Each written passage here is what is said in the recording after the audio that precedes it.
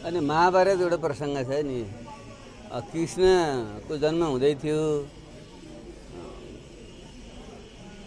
र उनका मामा कंसले बहिनीको गर्भबाट कृष्ण जन्मदैछन् र उनकैबाट मेरो मृत्यु हुन्छ भन्ने बुझेर उनलाई नजन्मिँदैदेखि आमालाई समेत हिरासतमा राखेका थिए भन्ने जुन महाभारत कथाले भन्छ।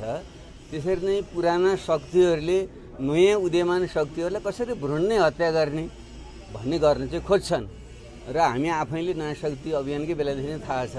हामीले नयाँ नेपालको संविधानले कुनै पार्टीमाथि प्रतिबन्ध लगाउन पाइँदैन भनेर हामीले लेखेका छौँ, तर हामीले निर्वाचन चिन्ह नदिएर अघोषित प्रतिबन्ध लगाइएको थियो। त्यसैले यो उहाँहरूको चाहिँ धर्म नै हो र अहिले पनि जे गरिराख्नु भएको छ त्यसमा उहाँहरू सफल हुनुहुन्न र यसले उल्टो पुराना शक्तिहरूको आफ्नै खाडल चाहिँ झन् गहिरो हुँदै उहाँहरू खन्दै हुनुहुन्छ। म त के देखिरहेको छु नि, यसले वैकल्पिक नयाँ शक्तिहरूको उदयको निम्ति थप आधार बनाउँदैछ। किन जनताले त सैद्धान्तिक रूपमा भन्दा व्यवहारबाट बढी बुझ्ने हो र उहाँहरूको जुन गलत हरकत गलत नियत आम जनताले बुझ्ने गरी प्रकट भइराखेको छ।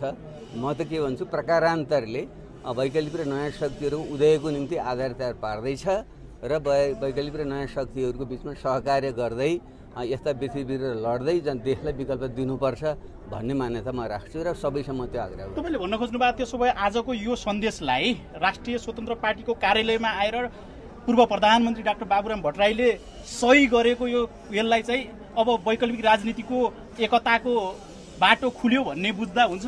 होइन, वैकल्पिक नयाँ स्वतन्त्र एकता त हाम्रो लक्ष्य त एउटा छँदैछ, तर विचारका जोडका कोडका अन्तरहरू हुन्छन्।